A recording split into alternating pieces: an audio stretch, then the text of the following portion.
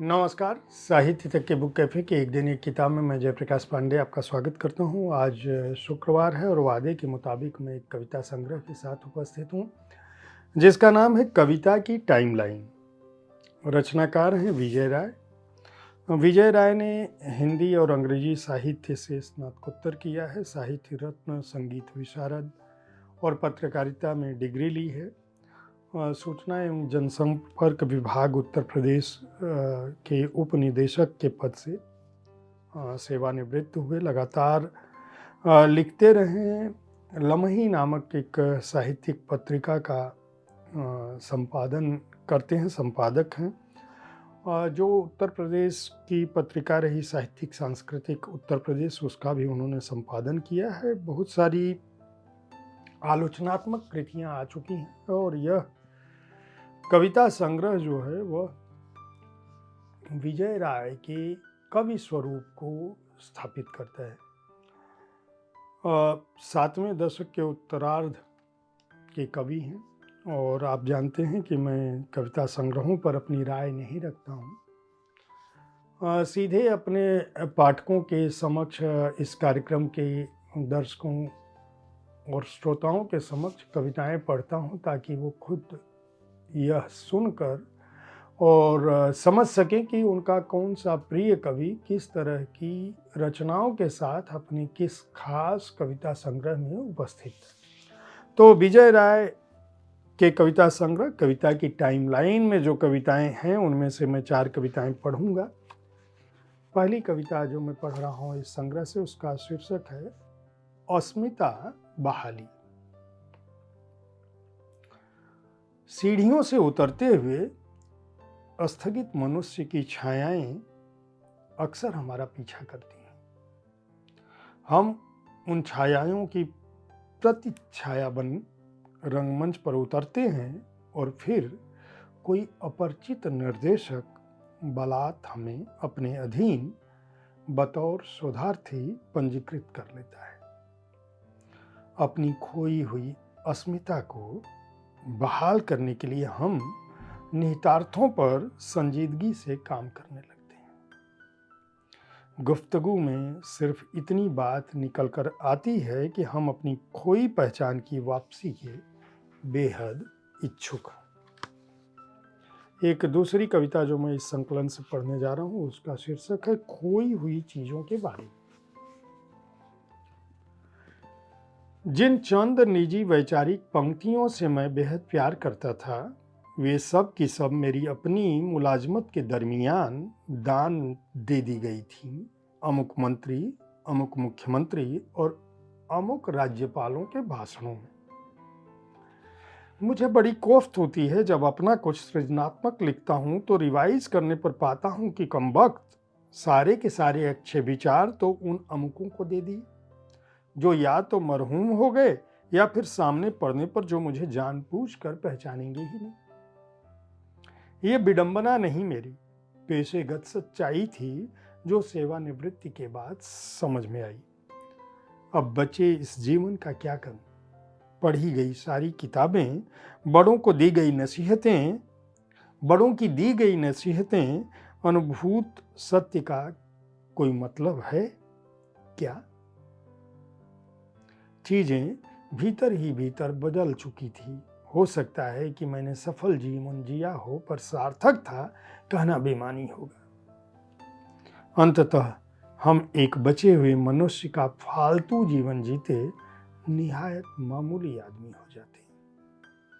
क्या ही उम्दा कविता है और जो लोग लेखन की दुनिया से जुड़े हैं उनको समझ में आ रहा होगा कि इसका मर्म क्या है।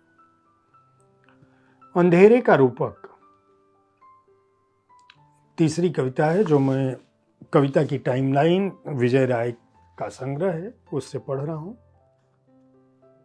अंधेरे में अपने रूपक को तलाशते हुए जब हम जीवंत चीजों की चित्रावली बनाते हैं तब उसमें बेहद जरूरी चीज पता नहीं कैसे छूट जाती है। अंधेरे में अपने रूपक को तलाशते हुए जब हम जीवंत चीजों की चित्रावली बनाते हैं तब उसमें बेहद जरूरी चीज पता नहीं कैसे छूट जाती है। उस पर पुनर्विचार कर फिर से एक दूसरी सूची बनाने का आदेश होता है, जिसे हम अपनी विस्मरण शक्ति के तीव्र होने के कारण अमली जामा नहीं पहना पाते। तभी एक दरवाजा खुलता है। मैं चलकर तुम्हारी तरफ आने की कोशिश करता हूं, लेकिन परंपरा इसकी इजाजत नहीं देता। मैं निराशा से अपने जर्जर होने के एहसास से कांपने लगता हूं। इतिहास की बहुतेरी चीजें मिटाकर नया इतिहास लिखने की साजिश कर रही एक संस्था अपना तमाशा कालपत्र में डालकर जमहूरियत से सारा कर्तव्य करवा रही है। और चौथी कविता जो मैं पढ़ने जा रहा हूँ, इस शीर्षक का उसका शीर्षक है बखूबी। अगर यकीन करो और बहुत बुरा ना मानो तो बता सकता हूं मैं उनमें नहीं जो हिज्जे लगाते लगाते भाषाविद हो जाते हैं और बिना किसी आहट के काबिज हो जाते हैं, उन प्रतिष्ठानों में जहां उर्वर रचनात्मक दिमागों को लगातार गिरवी रखकर ताकतवर लोग आसानी से परकाया प्रवेश कर जाते हैं। मैं एक बार फिर पढ़ूंगा इस कविता को, क्योंकि बहुत ही महत्वपूर्ण कविता जान पड़ती है, बहुत कम पंक्तियों की है। बखूबी इसका शीर्षक है। अगर यकीन करो और बहुत बुरा ना मानो तो बता सकता हूं मैं उनमें नहीं जो हिज्जे लगाते लगाते भाषाविद हो जाते हैं और बिना किसी आहट के काबिज हो जाते हैं, उन प्रतिष्ठानों में जहां उर्वर रचनात्मक दिमागों को लगातार गिरवी रखकर ताकतवर लोग आसानी से परकाया प्रवेश कर जाते हैं। प्रगतिशील बनने बनाने के काम किस भाव से चल रहे हैं, यह विमर्शों के संचालक गण बखूबी बता सकते हैं। तो इसी तरह की उम्दा रचनाएं विजय राय की इस कविता संग्रह में हैं, जिसको सर्वभाषा ट्रस्ट ने प्रकाशित किया है। हार्ड बाउंड संस्करण का मूल्य 250 रुपये है और इसमें कुल 75 बेहतरीन कविताएं हैं। विजय राय जी को इस बात के लिए बधाई दी जानी चाहिए कि उन्होंने एक बेहद महत्वपूर्ण संकलन 70 के दशक के एक कवि का 2024 में आना बहुत ही स्वागत योग्य कदम है। विजय राय जी को बधाई, सर्वभाषा ट्रस्ट को बधाई। और अगर आप अच्छी और उम्दा कविताओं के प्रेमी हैं तो इस संग्रह को खरीद कर पढ़ सकते हैं। उम्मीद है साहित्य तक पर कविताओं पर, कविता संग्रहों पर आधारित हमारा यह कार्यक्रम आपको पसंद आया होगा। हर शुक्रवार को मैं किसी न किसी कविता संग्रह के बारे में 4 कविताओं के साथ उपस्थित होता हूँ। अगर आप अच्छी कविताओं का पाठ सुनना चाहते हैं, अच्छी कविताएं सुनना चाहते हैं, तो मेरे वरिष्ठ सहयोगी संजीव पालीवाल हर दिन आज की कविता में कविताएं पढ़ते हैं। कई बार वो संग्रहों से भी कविताएं पढ़ते हैं, तो उनके कार्यक्रम को देखते रहें। उनका पाठ बहुत सुंदर है, उनके कार्यक्रम को सुनते रहें। इस कार्यक्रम के बारे में अपनी राय देना ना भूलें। देखते रहें साहित्य तक। यह पुस्तक संस्कृति को बढ़ावा देने के लिए हमारा यह कार्यक्रम है। बुक कैफे देखते रहें, किताबें खरीदते रहें, पढ़ते रहें। धन्यवाद।